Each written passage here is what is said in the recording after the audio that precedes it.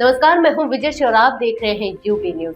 बेंगलुरु में एक AI engineer की खुद की जान लेने की खबर ने पूरे देश को झकझोर दिया है। 34 साल के अतुल सुभाष ने अपनी पत्नी और सास पर पैसों के लिए प्रताड़ित करने का आरोप लगाकर अपनी ही जान ले ली। उन्होंने करीब 1.5 घंटे का वीडियो और 24 पेज का खत लिखकर कहा कि और कोई उपाय नहीं बचा है। अतुल का शव उनके फ्लैट से मिला। उन्होंने अपने वीडियो मैसेज में एक्स के मालिक एलन मस्क और अमेरिका के प्रेसिडेंट इलेक्ट डोनाल्ड ट्रंप को भी टैग किया है। कमरे में जस्टिस इज ड्यू लिखी एक तख्ती भी मिली। पुलिस ने अतुल की पत्नी और पत्नी के परिवार पर जान लेने के लिए उकसाने का केस दर्ज किया है। जैसे ही ये मामला सामने आया, सोशल मीडिया पर तेजी से वायरल हुआ और hashtag justice for Atul Subhash trend करने लगा। इस मामले में अतुल सुभाष की पत्नी के परिवार ने मीडिया से बात करने से मना कर दिया, लेकिन इतना कहा कि उन पर लगाए जा रहे सभी आरोप गलत हैं। सुभाष ने अपने सुसाइड नोट और वीडियो में न्यायपालिका पर खत्म हो चुके अपने विश्वास का भी जिक्र किया और कहा कि भारत में पुरुषों का लीगल जीनोसाइड हो रहा है, यानी कानूनी नरसंहार। अतुल की मां ने बेटे को इंसाफ देने की मांग की है।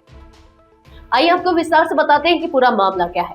अतुल के भाई विकास सुभाष ने बताया कि अतुल की शादी 2019 में हुई थी। दोनों का 2 साल का बेटा है। उसकी पत्नी और उसके पूरे परिवार ने उन्हें कई संगीन झूठे मामलों में फंसाया था।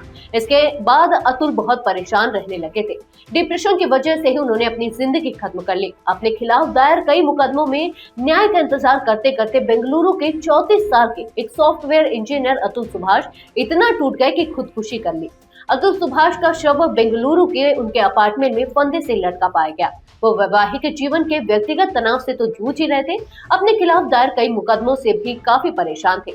अतुल सुभाष ने खुदकुशी से पहले 1.5 घंटे के एक वीडियो में अपनी ये पूरी व्यथा रिकॉर्ड की है। साथ ही 24 पन्नों का एक सुसाइड नोट भी छोड़ा है, जिसमें उन्होंने बारीकी से बताया है कि सालों से वो किस मानसिक तनाव से गुजर रहे थे। थोड़ा हाथ से लिखा और थोड़ा टाइप किया हुआ अतुल सुभाष का ये सुसाइड नोट बता रहा है कि बीते कुछ सालों से वो किस तरह की मानसिक स्थिति से गुजर रहे थे।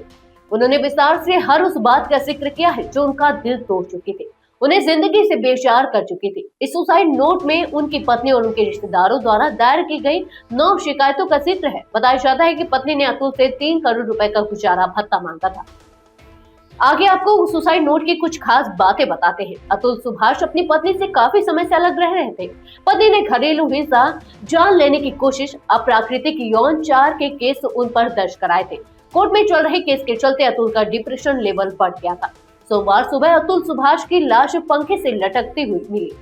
कोर्ट से 120 तारीखें मिली। 40 बार अतुल खुद बेंगलुरु से जौनपुर जा चुके थे। अतुल के माता पिता और भाई को भी कोर्ट के चक्कर काटने पड़े थे।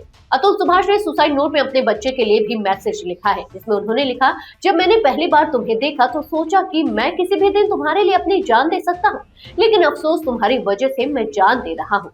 मैं बस कभी कभार एक दर्द के अलावा तुम्हारे बारे में कुछ और महसूस नहीं करता। अब तुम मुझे एक ब्लैकमेल की चीज लगते हो, जिसके जरिए मुझसे ज्यादा से ज्यादा ऐठा जाएगा। पुलिस इंस्पेक्टर के नेतृत्व में एक टीम आरोपियों से पूछताछ के लिए आज बेंगलुरु से जौनपुर गई। मृतक अतुल की पत्नी, उसकी मां, चाचा और भाई से पूछताछ हुई। पुलिस ने अतुल की पत्नी और पत्नी के परिवार पर जान लेने के लिए उकसाने का केस दर्ज किया। सुसाइड नोट में दिखा दर्द 34 साल के अतुल का बेंगलुरु सिटी में एक प्राइवेट फर्म में आर्टिफिशियल इंटेलिजेंस में डीजीएम के पद पर काम कर रहे थे। अतुल ने अपने मैसेज में कहा, मुझे लगता है कि मेरे लिए मर जाना ही बेहतर होगा, क्योंकि जो पैसे मैं कमा रहा हूँ उससे मैं अपने ही दुश्मन को बलवान बना रहा हूँ। मेरा कमाया हुआ पैसा मुझे बर्बाद करने में लग रहा है। मेरे ही टैक्स के पैसे से ये अदालत, ये पुलिस और पूरा सिस्टम मुझे और मेरे परिवार और मेरे जैसे और भी लोगों को परेशान करेगा। मैं ही नहीं रहूंगा तो ना तो पैसा होगा और ना ही मेरे माँ बाप और भाई को परेशान करने की कोई वजह होगी। अतुल ने अपने सुसाइड नोट में यह भी लिखा कि अगर मुझे इंसाफ नहीं मिलता है तो मेरी अस्थियां गंगा में ना बहाकर कोर्ट के सामने नाले में बहा देना, और अगर मुझे इंसाफ मिलता है तब जाकर कहीं मेरी अस्थियों को गंगा में विसर्जित करना। तो यह थी हमारी आज की खास रिपोर्ट। आपको ये कैसी लगी, अपने विचार हमसे साझा करें। इस वीडियो को लाइक और शेयर करें, साथ ही चैनल को सब्सक्राइब करें। यूपी न्यूज आपके लिए लाता रहेगा देश विदेश से जुड़ी ऐसी ही तमाम खबरें। तब तक के लिए धन्यवाद।